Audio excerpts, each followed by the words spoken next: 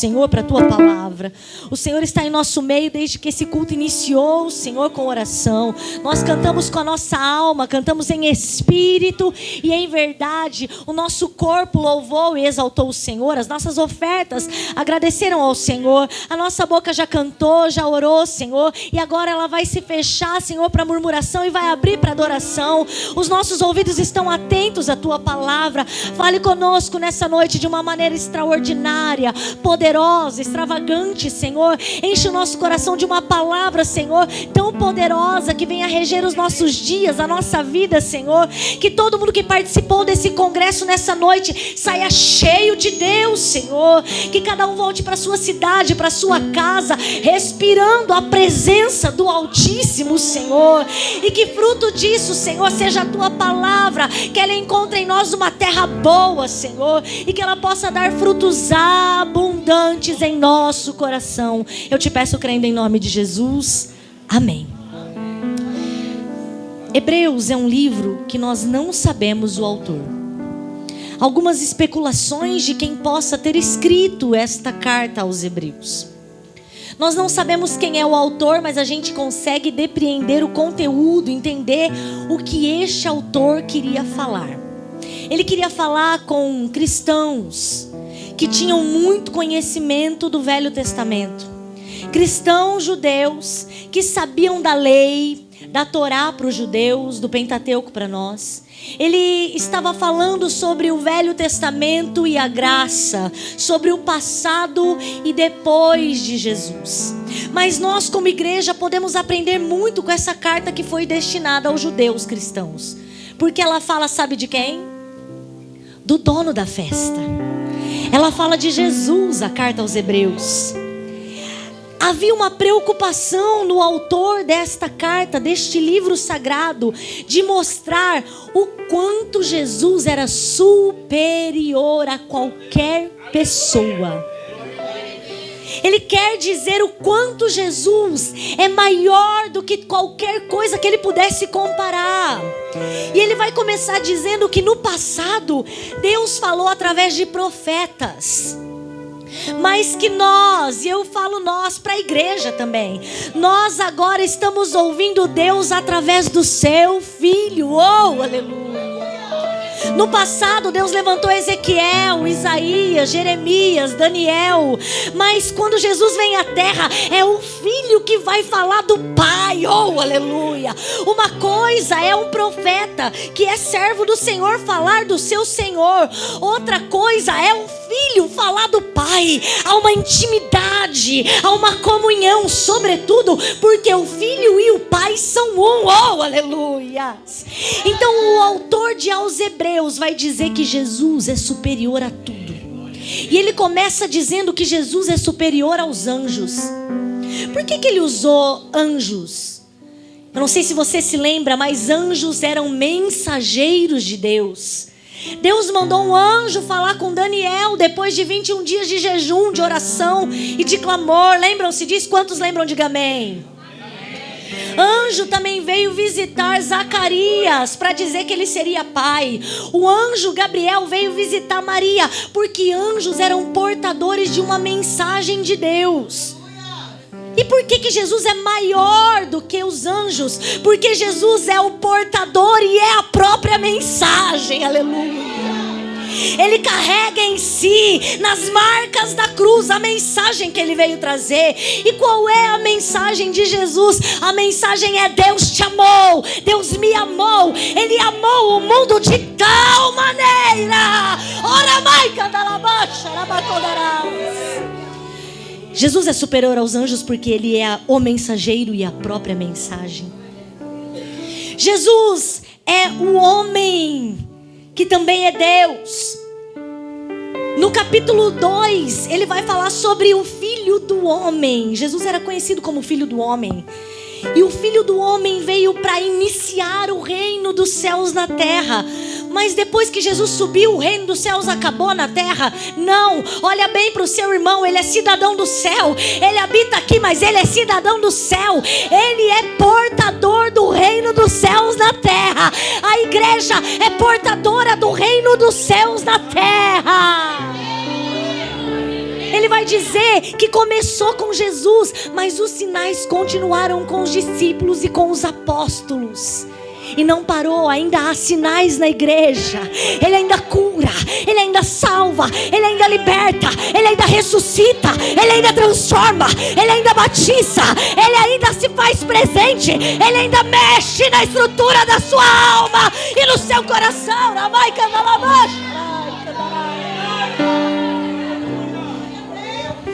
Jesus é maior que Moisés. Eles tinham um respeito muito grande com Moisés, porque Moisés viu Deus face a face. Moisés viu Deus. Jesus é Deus. Oh, aleluia. Aí ele vai fazer um paralelo entre o passado, quando o povo ouviu a mensagem nova de Moisés lá do Egito, mas o povo não obedeceu, porque não creu. Diz para o seu irmão: tem que ter fé. Tem que ter fé. Muitos ouviram, mas não obedeceram. Está escrito em Hebreus. Porque não basta apenas receber as boas novas. Para ter proveito, é preciso misturar as boas novas com a fé. Oh, aleluia. É preciso crer no que se ouve no altar. É preciso crer no que o pastor ministra. É preciso acreditar no que está na Bíblia. Se eu não tiver fé, eu não vou alcançar a salvação.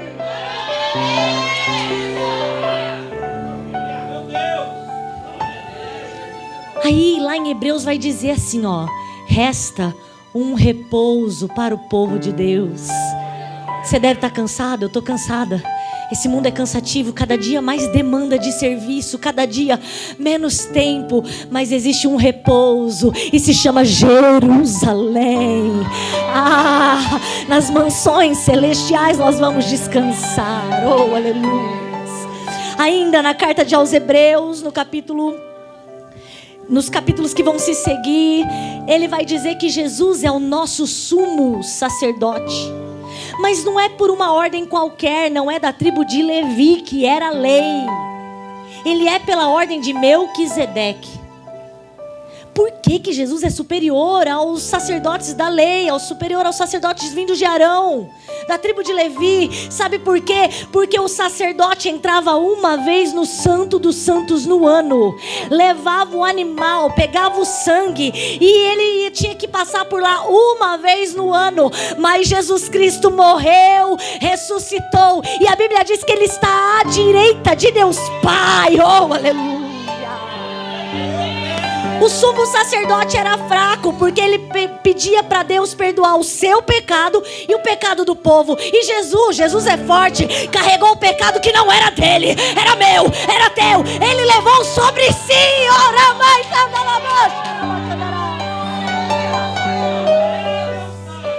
Ele é mais forte do que qualquer sumo sacerdote.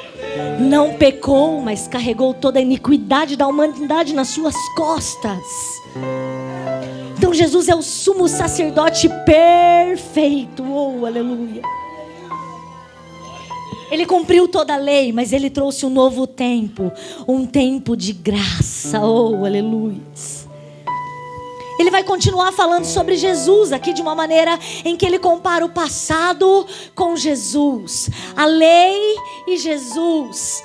E ele vai dizer que aquelas coisas eram a sombra, eram só uma demonstração, o que parecia ser, porque quando Jesus veio, aí sim tomou uma forma completa o Evangelho. Oh, glória a Deus. Nosso sumo sacerdote está no céu. Moisés recebeu orientação no monte de como deveria ser o tabernáculo. Moisés recebe orientação para construir um tabernáculo. Sabe o que Jesus fez? Construiu todas as coisas, Criador, porque sem ele nada do que foi feito se fez. Moisés fez um tabernáculo porque recebeu metragem, material, tudo de orientação divina no monte. Jesus estava lá quando Deus disse: haja luz, e houve luz. O dono da festa é poderoso, igreja. Ele faz existir o que não tem. Ele abre cargo onde não tem cargo. Ele abre igreja onde não tem igreja. Ele faz o que não tem e vira ter. Ele faz existir o que não existia, porque ele é Criador. Aleluia. E aí nós vamos chegar. Isso aqui é muito bonito. A primeira vinda de Jesus, como homem, tinha um público específico a priori, a princípio. Os judeus. Baseado no que está dizendo isso? Em João, o evangelista. Ele veio para os seus, mas eles o rejeitaram. Graças a Deus por isso. Ele veio para os judeus, mas os judeus o rejeitaram. E aí o que aconteceu? Todos quanto creem nele têm o poder de serem feitos filhos de Deus. Nós não éramos, mas por causa de Jesus passamos a ser filhos. Você é filho de Deus, eu sou filha de Deus. Nós somos filhos de Deus. Que coisa gloriosa! O mundo não conhece o poder de ser filho de Deus, mas a igreja conhece.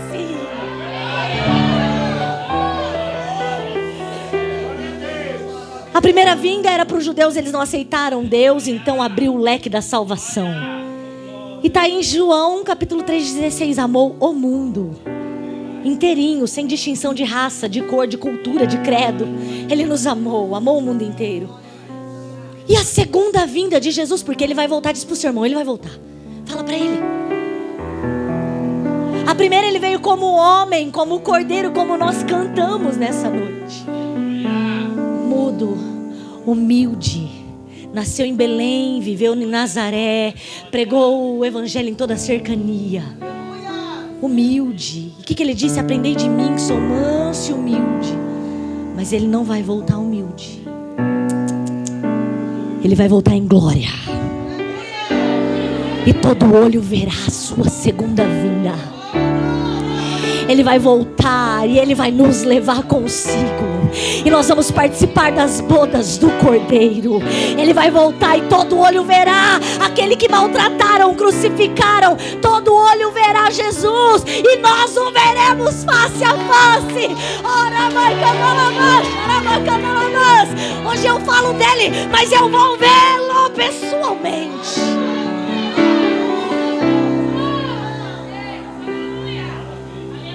A segunda vinda de Jesus é para aqueles que esperam a salvação. E agora nós vamos aprender a esperar.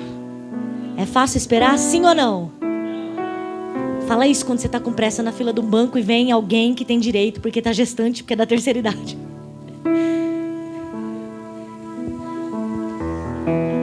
Nós vamos aprender a esperar. Diz para o seu irmão, tem que esperar.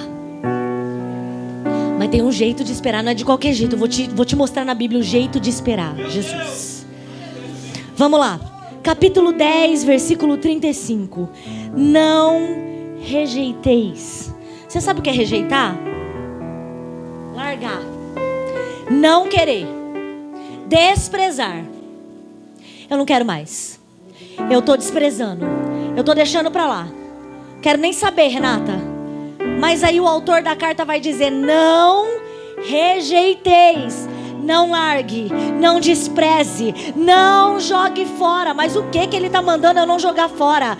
A vossa, diga comigo, a minha confiança. Não despreze a sua confiança em Deus. Não jogue fora a sua confiança em Deus. Os dias são maus, os tempos são trabalhosos, diz a palavra do Senhor. Mas nós não podemos perder a fé. Nós não podemos perder a confiança. Nós não podemos perder a esperança. Nós não podemos perder a fé no nosso Pai. Não jogue fora, não desperdice a vossa. Sabe o que é vossa? Pronome possessivo. Quer dizer que a pessoa era dona de uma confiança em Deus. Ela era dona de uma confiança em Deus. Ela tinha confiança em Deus. Você sabe o que é confiança? Crença de que algo ou alguém não falhará. Não perca a confiança, porque Ele não falhará. Não perca a confiança, porque Ele não falhará. Não perca a esperança, porque Ele não falhará. Oh, aleluia. Renata, mas eu olho e vejo luta. Não perca a confiança, Ele não falhará. Renata, mas eu olho e não vejo por onde. Não perca a confiança, Ele não falhará. Renata, mas eu olho e só vejo barreira. Não perca a confiança, Ele não falhará. Ele não falhará. Ele não falhará. Ele não falhará.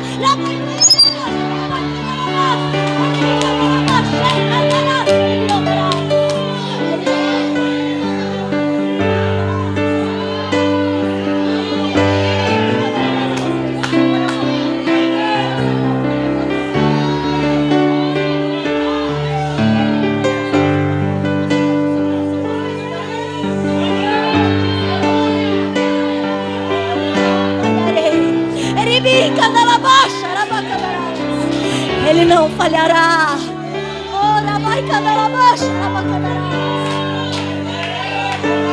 Ele não falhará. Não perca a sua confiança, porque Ele não falhará. Confiança é o mesmo que crença. Crença é o mesmo que fé. E o que é fé? Eu vejo a fé, eu aplico. Eu vejo a fé? Não. Eu vejo pessoas, eu vejo objetos, mas a fé eu não vejo. A fé eu aplico. Sem ver é sem ver. Porque o próprio autor de Hebreus vai dizer que a fé é firme fundamento. Peraí, mas eu não vejo e é firme? É firme. Não se abala, não se abala. É firme, é seguro, não se abala. O que é fundamento? É parte indispensável para levantar alguma coisa. Essa igreja tem fundamento, porque se não tivesse fundamento a igreja caía. A fé é o que faz a gente ficar de pé. A fé é o que faz a gente estar fundamentado nele, na presença dele, na palavra dele, na promessa dele.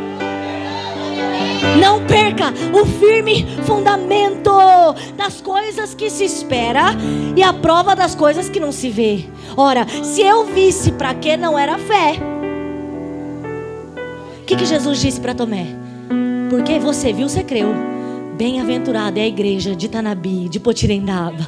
É os irmãos da sede, os irmãos aqui de Cedral, que não viram, de Badi, mas creram. Oh, aleluia. A fé é o firme fundamento das coisas que se espera, mas não se vê. Renata, eu estou esperando Jesus voltar, mas e aí? Eu estou esperando e... Não perca a sua esperança, Ele vai voltar. E enquanto Ele não volta, Ele cumpre promessa, oh aleluia. Enquanto Ele não volta, Ele amplia a igreja, oh aleluia.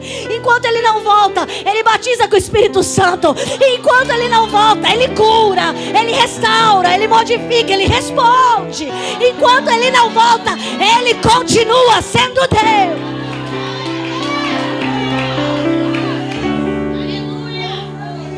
Não perca, não rejeite, não largue a sua fé, a sua confiança, a sua crença de que Ele não falhará.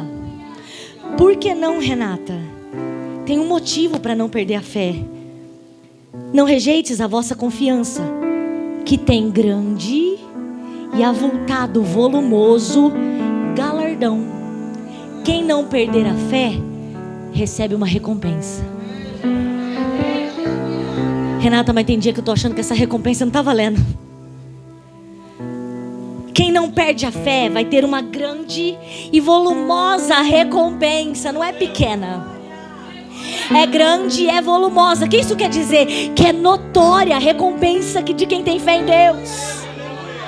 A Bíblia diz que aqueles que se aproximam de Deus precisam crer, acreditar, ter fé, que Ele é galardoador dos que o buscam. Ou seja, quem se aproxima de Deus tem que acreditar que Ele abençoa. Eu creio que Ele abençoa. Eu sou testemunha de que Ele abençoa. É preciso chegar, mas chegar com fé. Irmãos, a minha mãe orou anos para minha avó materna se converter a Jesus. Uma mulher muito simples, não tinha estudo nenhum, não sabia ler. Aliás, é culpa dela que eu sou professora, porque um dia que ela falou que não sabia ler, eu fiquei horrorizado. Eu era criança, falei, como você não sabe ler? E aí fui lá, me enfiei em ser professora, irmãos. Minha avó era uma mulher que não tinha estudo, mas ela se converteu a Jesus com tanta fé, porque ela orava pela família e Deus trabalhava.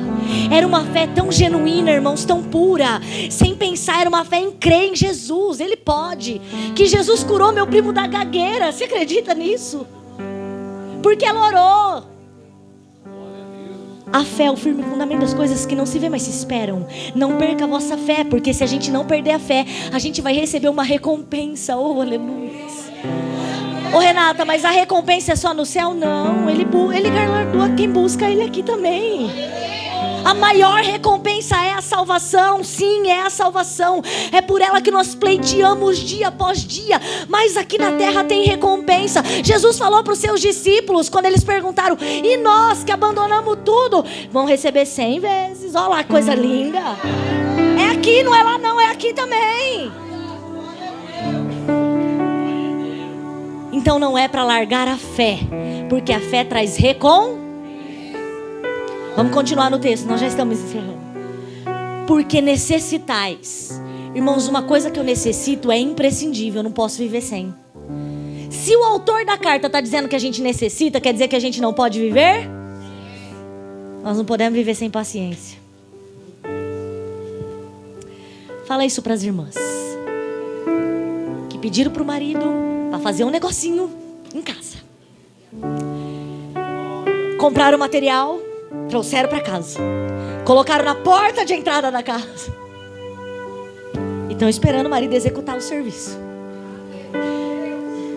Nós necessitamos de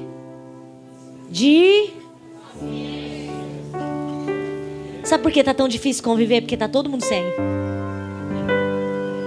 No mercado, na escola, os pais de alunas, as mães de alunas, as professoras, as diretoras, os médicos, as enfermeiras, está todo mundo sem paciência. Mas a carta aos Hebreus vai dizer que nós necessitamos de...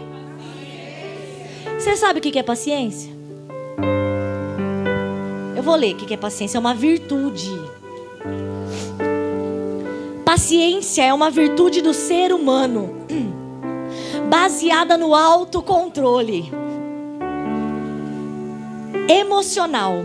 Quando uma pessoa suporta situações desagradáveis, injúrias e incômodos, sem perder a paz e a calma. É quase impossível, não é, irmãos? Mas se você olhar para o fruto do Espírito, longanimidade é paciência. Domínio próprio está relacionado à paciência. Renata, então o que eu tenho que ter para ter paciência? O fruto do Espírito. Ser cheio do Espírito. Não é só pular, e eu gosto de pular. Não é só falar em línguas, eu gosto de falar em línguas. Não é só profetizar. O fruto do Espírito é autocontrole, domínio próprio. Aliás, o domínio que vem do Deus Todo-Poderoso, que governa a nossa mente, o nosso entendimento. Receba o fruto do Espírito nessa noite. Que este congresso marque a presença do fruto do Espírito em mim, em você.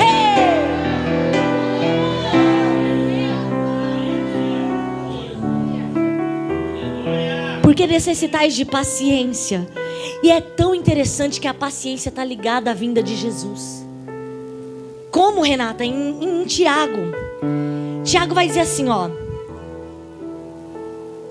sede vós também pacientes, fortalecei o vosso coração, porque já a vinda do Senhor está próxima. Espera, aguenta esperar, porque Jesus vai voltar. Tem dia que a gente pede para Ele voltar logo, porque o mundo está caótico. Mas espera, tenha controle, tenha calma, tenha paz. Jesus vai resolver, Ele vai fazer, não no meu tempo, nem no seu tempo. Sabe por que Ele permitiu essa tribulação? Deus está falando com gente aqui. A tribulação tem um fruto. O fruto da tribulação é a paciência. Quando Ele permite uma prova muito grande, sabe para que é? Para despertar um fruto em nós. Que fruto é esse? A paciência. Sabe por quê? A tribulação significa tempos de angústia, de tormenta. Na tribulação a gente não pode fazer muita coisa. Aliás, na maioria da tribulação a gente só pode esperar Deus resolver. E o que Jesus está fazendo ao te permitir uma prova tão árdua? Despertando em você o que você necessita para que Ele venha, para esperar até que Ele venha. Paciência. Você está falando isso, Renata, mas você está despertando esse fruto depois de hoje, irmãos? Vou ter que orar dobrado para despertar esse fruto em mim. Pergunta pro meu marido, que eu sou ansiosa, irmãos. Tô bem melhor agora, que eu tô mais crente. Mais velha também, a gente vai aprendendo o que Jesus vai fazer, entrega na mão dele. Então a paciência está relacionada com Jesus. A paciência é produzida na tribulação. A paciência também produz experiência e esperança. Olha que coisa linda. A fé e a paciência estão ligadas, irmãos. Porque se eu não tiver paciência de esperar, crendo que Jesus vai fazer, eu coloco o pé pela mão, eu entro na situação, eu dou o meu jeito e dá tudo errado. Foi o que aconteceu com Sara. Não teve paciência de esperar a promessa. Colocou Agar lá na cama do marido. Agar vai ter um filho e vai causar uma revolução e um problema que perdura até hoje. Tenha paciência. Jesus vai resolver por completo este problema. Tenha paciência. Ele está te respondendo nessa noite. Tenha paciência. Não é você, é Ele. Não sou eu, é Ele. Ele vai resolver. Tenha paciência.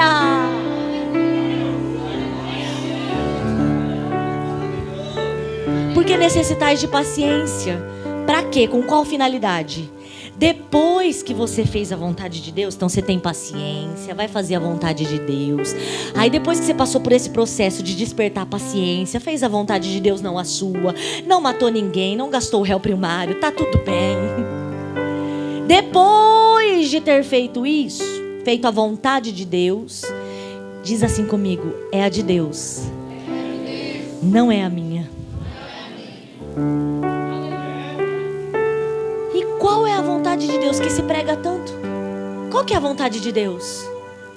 Você acredita que Jesus contou qual é a vontade de Deus? Abre aí em João comigo, rapidinho, rapidinho. Que eu achei que você estava cansado, mas vocês estão animados. Eu tô indo, pastor, eu tô indo.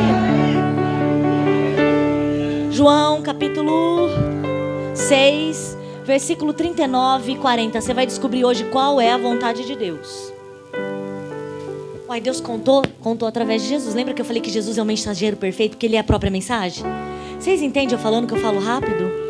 Vocês me entendem? Quantos me entendem? Diz amém. Você imagina eu brigando com meu marido, que dó que vocês têm dele, né? Quase não brigo, irmãs, eu sou um docinho. Olha lá, paciência. Tô brincando, irmãs, eu brigo sim. Vamos lá.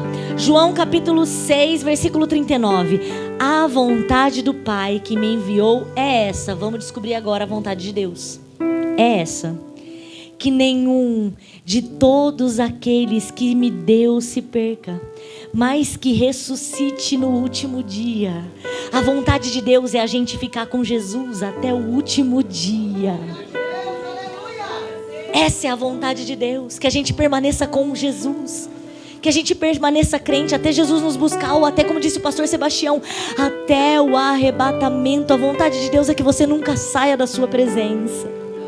Continua comigo a leitura. Porquanto a vontade daquele que me enviou é essa, que todo aquele que vê o Filho, que vê Jesus e crê no Filho, tenha vida eterna. Oh, aleluia! A vontade de Deus é viver com você para sempre. Oh, glória a Deus! A vontade de Deus para mim e para você é não sair de perto de Jesus até que Ele venha nos buscar, para a gente viver para sempre com Ele. Então cumpra a vontade de Deus. Como é que eu cumpro a vontade de Deus, Renata? Eu não saio perto de Jesus, eu não saio da igreja, eu não abandono a casa dele, eu não desprezo a sua palavra, o seu ensinamento. Eu fico ligadinho com Jesus até que Jesus venha. Então tenha paciência para viver a vontade plena de Deus.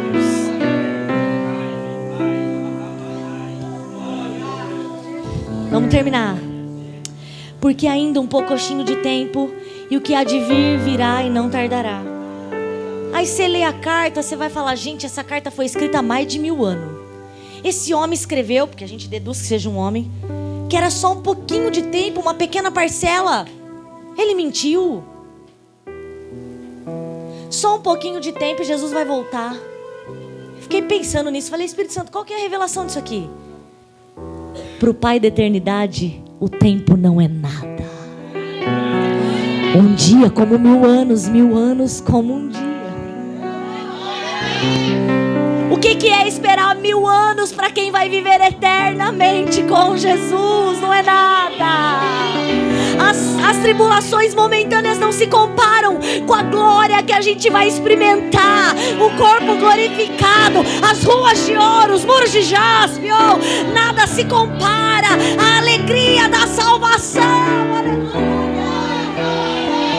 Só um pouquinho e ele vai vir. Quem é ele que vai vir? É Jesus. É tão bonito que Jesus fez com um homem chamado João. Jesus fez um negócio com João tão poderoso, porque João teve duplo privilégio. Você olha para o Velho Testamento e os profetas falaram de Jesus, mas não viram Jesus encarnado. Os profetas se referiram a Jesus, mas não tiveram o privilégio de andar com ele na terra. Isso é coisa de Velho Testamento. Proferiu palavras acerca de Jesus, mas não viu Jesus. Isaías mesmo, o profeta messiânico, viu o trono de Deus, mas não viu Jesus encarnado. Os discípulos não proferiram palavras de Jesus antes de Jesus. Não tiveram esse privilégio de prever a vinda de Jesus. Mas eles tiveram o privilégio de andar com Jesus na terra, de comer com ele no mesmo lugar, de ouvir ele falar. Já pensou que gostoso ouvir Jesus falar? Já pensou que legal você tá lá, jovem, quando Jesus curou aquele moço doido que se jogava na água no fogo, já pensou coisa linda? Você vê Jesus ressuscitando a filha de Jairo. Os discípulos tiveram o privilégio de ver Jesus encarnado. Eles também tiveram o privilégio de ver Jesus ressurreto. Paulo não viu Jesus encarnado, não é do tempo de Jesus, não andou com Jesus, não era discípulo de Jesus, mas ele teve uma visão da glória e de Jesus se mostrou para ele.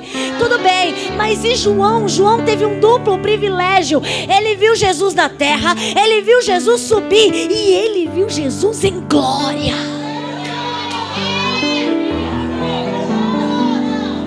Abre lá em Apocalipse. Vamos ver como é Jesus. Vai dando uma ideia aí de como é Jesus, para você ver se vale a pena ter paciência. Abre aí em Apocalipse comigo, é rapidinho, só pra gente ver o que aquele que vai vir, como ele vai vir, de que jeito ele é. Apocalipse capítulo 2. Irmãos, eu gosto de João. Eu amava Davi até conhecer mais João. Pensa num homem de Deus, é João. Ele teve o privilégio de ver Jesus de 2 jeitos. Coisa linda. João, Apocalipse. Capítulo 1, me perdoem, versículo 13 a seguir.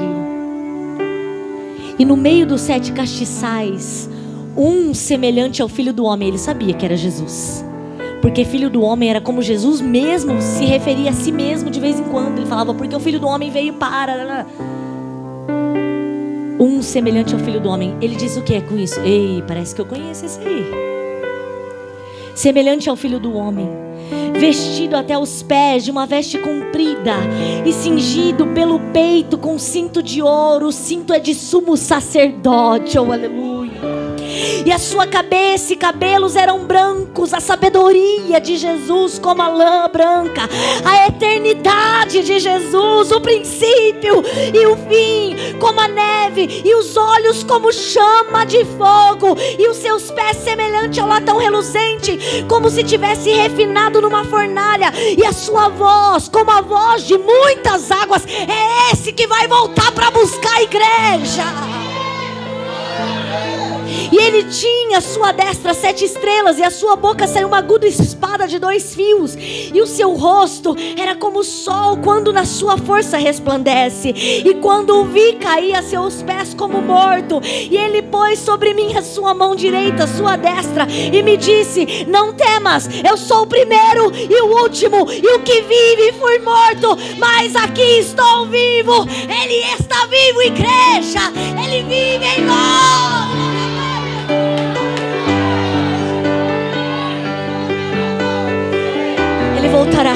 Ele voltará para nos buscar. Na casa de meu pai há muitas moradas.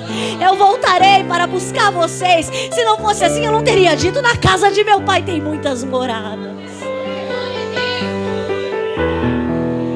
Só um pouquinho e ele vai voltar. Que pouquinho? Pouquinho para aquele que é princípio e fim, alfa e ômega. Eu estou encerrando. Sabe que tem um texto tão bonito de Jesus. Os irmãos de Jesus queriam que ele se apresentasse na festa. Jesus tinha irmãos. Alguns vão dizer que são primos. A Bíblia diz irmãos ou irmãos. E os irmãos de Jesus também não acreditavam muito nele. Está registrado em João isso. E aí vão querer que Jesus apareça na festa para fazer sinais, para ganhar público, para ganhar seguidores, likes, curtidas. Sabe o que Jesus diz para eles? O tempo de vocês está sempre pronto, mas o meu tempo ainda não chegou.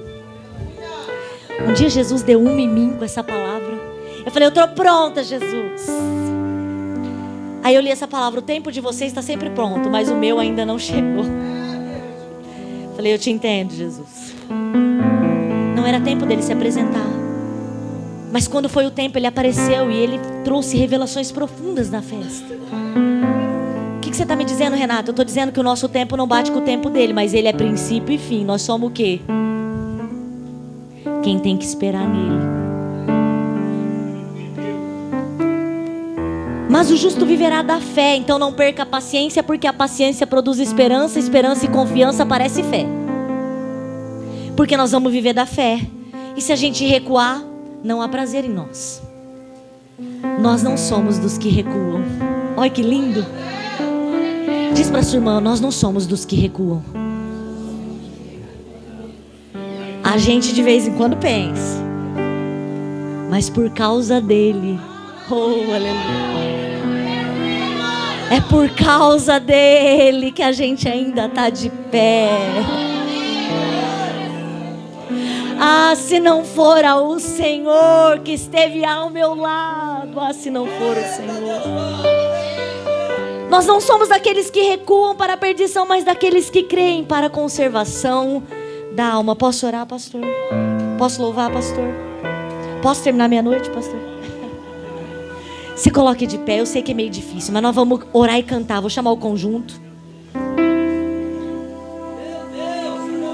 Ele proverá todas as coisas, porque Ele é Jeová Jireh. Enquanto você aguarda Jesus voltar, tenha paciência.